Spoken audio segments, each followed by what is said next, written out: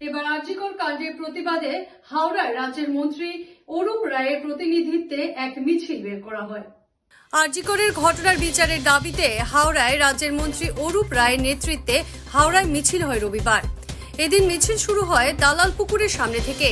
সেখান থেকে নেতাজি সুভাষ রোড হয়ে মল্লিক ফটক হয়ে হাওড়া ময়দান মেট্রো চ্যানেল পর্যন্ত যায় মিছিলে খেলোয়াড়, চিকিৎসক, সমাজকর্মী, শিল্পী, সাহিত্যিক সহ বিভিন্ন অংশের মানুষেরা অংশগ্রহণ করেন। মিছিলে পা মেলান হাওড়ার সাংসদ প্রসূন ব্যানার্জিও। অরূপ রায় বলেন, এই বর্বরোচিত নৃশংস ঘটনায় যারা দোষী তাদের গ্রেফতার করে দৃষ্টান্তমূলক শাস্তির দাবি জানানো হচ্ছে।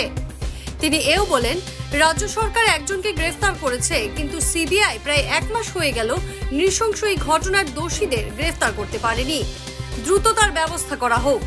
অরূপ রায় আরও বলেন, আরজিকর কাণ্ডের বিচার চেয়ে মা বোনেদের আন্দোলনকে তারা সমর্থন করে। তবে যেভাবে কিছু রাজনৈতিক দল এই ঘটনাকে নিয়ে রাজনৈতিক ফায়দা তোলার চেষ্টা করছে, তারা তার বিরোধিতা করছেন।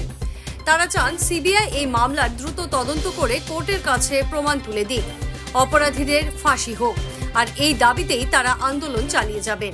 এবং এটা আমরা একটা প্রতিবাদ মিছিল, যে অন্যায়, যে অবিচার আমাদের আরজিকরে তিলোত্তমার উপর ঘটেছে, সেই অন্যায়ের, সেই বর্বরোচিত, সেই পৈশাচিক অন্যায়ের বিরুদ্ধে ফাঁসির দাবিতে এবং সিবিআই যাতে অবিলম্বে বিচার, তাদের তদন্ত শেষ করে বিচারের জন্য দোষীদের গ্রেপ্তার করে তাদের আইনের হাতে তুলে দেয়, বিচার ব্যবস্থার জন্য তুলে দেয়, তার জন্য আমাদের দাবি।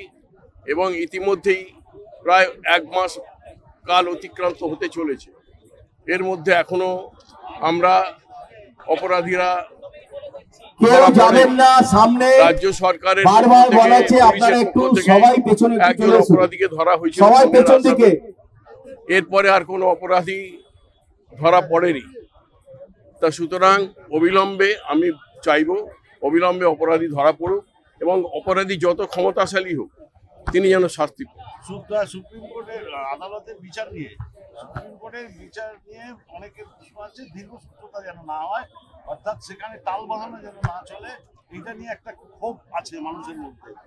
আমি একজন আইনজীবী, আইনের পেশার সঙ্গে যুক্ত ছিলাম। তা সুতরাং সুপ্রিম কোর্টের বিরুদ্ধে আমার বক্তব্য কিছু নেই।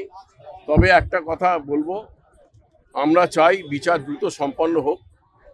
এবং শুধু সুপ্রিম কোর্ট নয়, এখানে সিবিআই তো দেরি করছে, এতদিন হয়ে গেছে, এতদিনেও একটা আসামি বা এই তদন্তের কিনারা হয়নি। তো সুতরাং আমরা চাইবো এটা দ্রুত তদন্ত হোক এবং বিচার হোক। আমরা দোষীদের ফাঁসির দাবিতে আমাদের আন্দোলন, সেই আন্দোলন আমরা চলছে, যতদিন না আমরা বিচার পাচ্ছি ততদিন আমাদের আন্দোলন চলবে। যে কোনো খবরের জন্য যোগাযোগ করুন 7099017330 এবং 7099017110 নম্বরে।